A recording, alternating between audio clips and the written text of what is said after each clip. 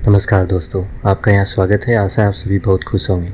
स्वर विज्ञान पर हमारे चैनल पर पहले भी बहुत से वीडियोज आ चुके हैं और मेरी उस मेहनत को आपने इतना समर्थन, इतना प्यार दिया, उसके लिए आपका बहुत बहुत धन्यवाद।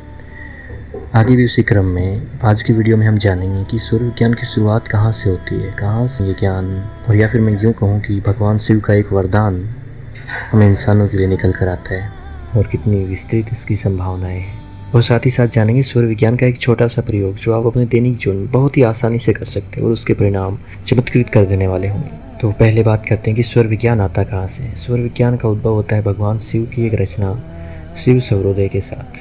हालांकि भगवान शिव पुस्तकें नहीं लिखते, उन्होंने वो पुस्तक नहीं लिखी, लेकिन माँ पार्वती और भगवान शिव का संवाद है उस पुस्तक में। माँ पार्वती प्रश्न पूछती हैं और आदि योगी भगवान शिव उनके उत्तर देते हैं, और उन उत्तरों में वो ज्ञान नहीं देते, उन उत्तरों में वो विधियाँ देते हैं। विधियाँ इस जीवन को जानने की, विधियाँ इस संसार को समझने की, ध्यान की विधियाँ, स्वर विज्ञान की विधियाँ, और हाँ, अपने जीवन को सरल, सुंदर और सफल बनाने की विधियाँ। तो माँ पार्वती और भगवान शिव के संवाद पर लिखा हुआ एक अत्यंत प्राचीन संस्कृत ग्रंथ है शिव सौरोदय विज्ञान। कुल 395 श्लोक हैं इसमें, और इस ग्रंथ के रचयिता स्वयं भगवान शिव को माना जाता है। माँ पार्वती का पहला प्रश्न होता है कि हे देवादिदेव महादेव, मेरे स्वामी, मुझ पर कृपा करके सभी सिद्धियों को प्रदान करने वाला ज्ञान प्रदान कीजिए। हे देव, मुझे ये बताने की कृपा करें कि ब्रह्मांड कैसे उत्पन्न हुआ, ये कैसे परिवर्तित होता है, अन्यथा यह कैसे विलीन हो जाता है, अर्थात इसका प्रलय कैसे होता है, और ब्रह्मांड का मूल कारण क्या है। और इस प्रश्न के उत्तर में भगवान कोई तथ्य नहीं देते, जो कहें कि कोई उत्तर नहीं देते, बल्कि विधियाँ देते हैं कि ये करो और स्वयं जानो। और उन्हीं विधियों का कुछ सरल रूप, कुछ जीवन में उपयोगी रूप फिर उसके बाद में साधकों ने विकसित किया है, जिससे हम सामान्य जीवन में उन्नति को प्राप्त कर सकें। आध्यात्मिक पथ पे चलना है, स्वयं को जानना है, साधक हैं अगर आप, तो ये ग्रंथ आपके लिए पढ़ना बहुत ज़रूरी है। लेकिन अगर आप साधक नहीं, एक सामान्य गृहस्थ हैं और बस मस्ती से जीवन को जीना चाहते हैं, तो भी बहुत सी चीज़ें हैं स्वर विज्ञान की जो इस ग्रंथ के आधार पे बनी हैं।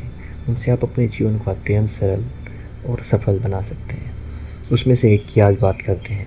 बहुत सरल सी विधि है और बड़ी ही आसानी से आप इसे कर सकते हैं। जब सुबह नींद खुले तो बिस्तर पर बैठकर ही आंखें बंद किए हुए पहले ये पता करें कि कौन सी नाक से सांस चल रही है।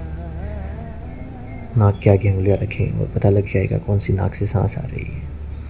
यदि बाईं नाक से सांस चल रही हो अर्थात चंद्र स्वर चल रहा हो तो दक्षिण या पश्चिम दिशा की ओर मुँह कर लें, और यदि सूर्य स्वर चल रहा हो अर्थात दाहिनी नाक से सांस चल रही हो तो उत्तर या पूर्व की ओर मुँह करके बैठ जाएं, और फिर जिस नाक से सांस चल रही है उसी हाथ की हथेली से उसी तरफ का चेहरा स्पर्श करें और हल्के से रगड़ें। ये करते समय यदि सूर्य स्वर हो तो सूर्य का ध्यान करते हुए अनुभव करें कि सूर्य की किरणें आपके अंदर समा रही हैं और आपको शक्ति प्रदान कर रही है।